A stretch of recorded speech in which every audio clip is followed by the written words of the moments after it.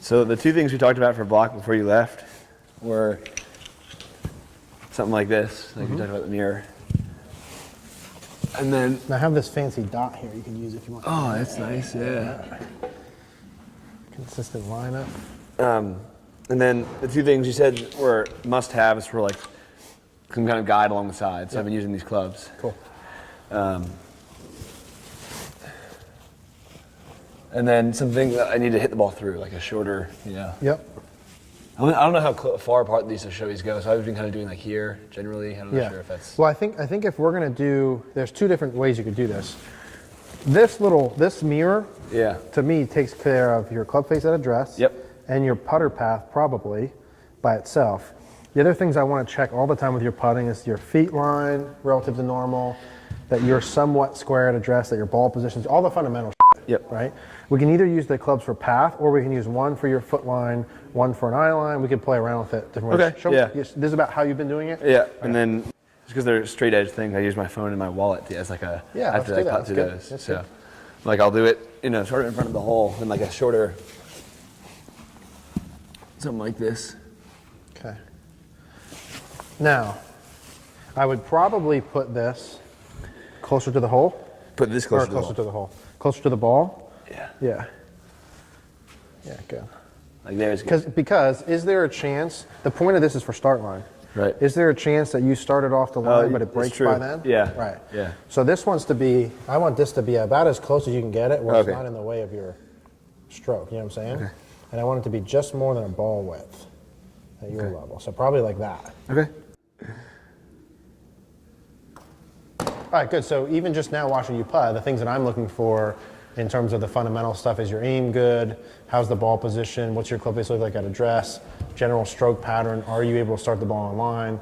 Those sort of things before we do any skill stuff all look really good. Cool. Your feet are open to the target line, similar to the other skill areas, which I don't care about. It's not right nor wrong. Because like, you see like Bubba, he putts way open, you know what I'm saying? A lot of really good players have putt open. Like are slightly, Yeah, not a lot of guys super closed, but I feel like closed would be horrible for putting. I don't know. Sometimes if you open your stance, you can see the hole better and see the line. That's what Rob was saying. He said you just see more of the line that way. So that's fine. I have no issue with that. So long as your start line's good, it doesn't matter. Yeah, as long as I'm not like pulling it onto my foot line, Yeah, also as long as it doesn't change kind of your view of the hole in terms of your green read. As long as your start line's good, then I don't care about that. It's fine. Yeah. Everything else looks good. Your grip looks good with that.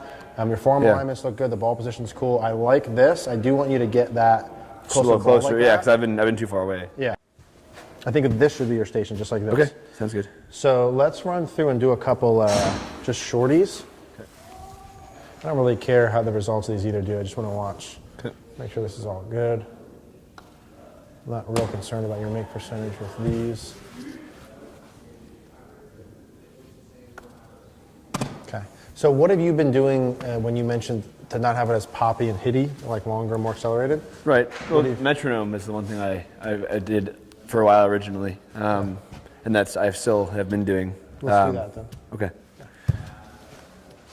70-ish. Some guys would love. Yeah, that sounds. Yep, that's it. Yeah. Yep. Let's try that first. So let's hit from here to this hole. To this hole. Now that beat should be backswing through impact. Mm-hmm. Back, through, back. So that feels sort of longer and slower than normal? Yeah, definitely longer and slower. Yeah. Okay, so your follow-through stroke is faster than this beat on there. It is, yeah.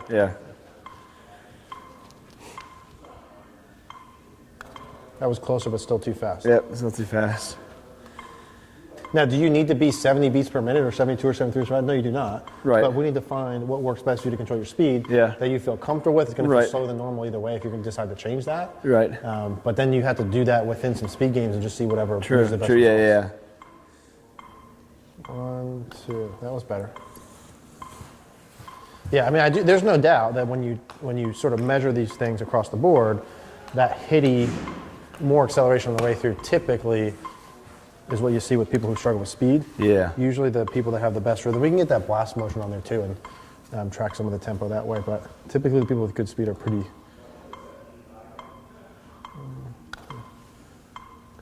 That's better. My face is a little open though. You just overall need to hit that less. Either shorten the stroke or less speed.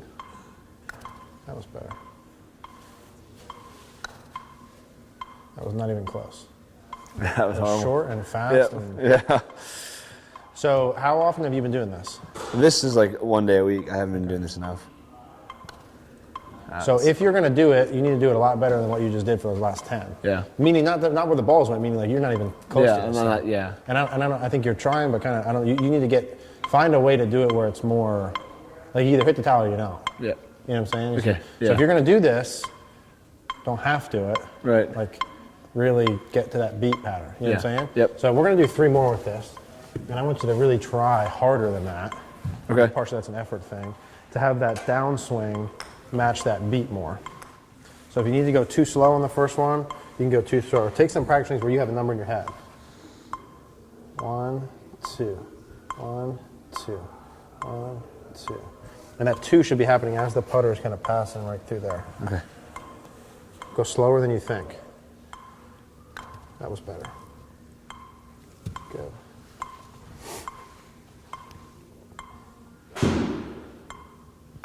That was better. A little early, but That not was bad. better. Yeah, You started back earlier than the beat. That was better. Because I don't see that you should have a hard time matching that beat if you really If you really try. try, yeah. Yes. And like if you're going too fast, don't keep doing the same thing. Like slow it down, do one too slow if you need Right. to.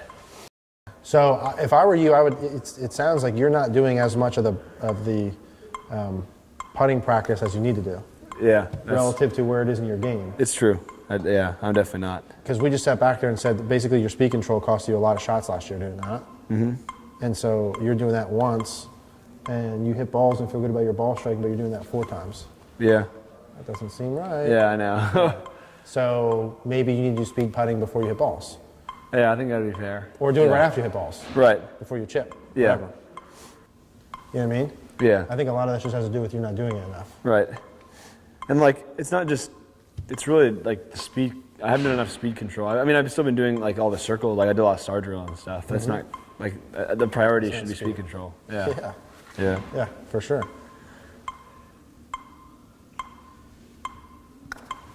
Not really. Not that Yeah, bad. I would at least give 15 minutes each time. Right. Hit 20 or 30 putts at minimum. For you. If you came in and were like, hey, like speed control for me is like one of my biggest strengths. I wouldn't practice speed control hardly at all relative to my other things. I have a really hard time starting the ball in line. Yeah. So I'd probably do that 4 times a week. I might do speed control once every other week. Right.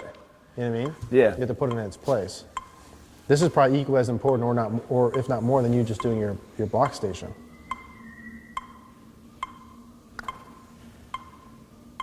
You just can't struggle with speed control and play really good golf. That's true. Like, and that's kind of what I found out this year. Like, I couldn't. Not competitively, you can't. Yeah. Keep in mind that if you're going to do this, the goal would be to kind of match your stroke length with the tempo. Meaning, Yeah. if you're going to go faster than that, right? A lot of times, shorter back, longer through is the fast acceleration. That's your normal. Yeah. Long back, short through is typically a slower cruising control pace through impact. So as you slow down your pace, you may have to Go longer back and just not as accelerated on the way through. Yeah. and kind of match stroke length. There's nothing wrong with putting a marker there Okay. and figure out what's the right stroke length for this putt. Right. Put markers there and make sure your putter's going from there to there as you match this. As a general, but when you go play really and you're practicing this in a random environment, I don't want you to be thinking about stroke length. I don't even really want you to be thinking about how much you hit or not. I want you to look at the hole and just hit it.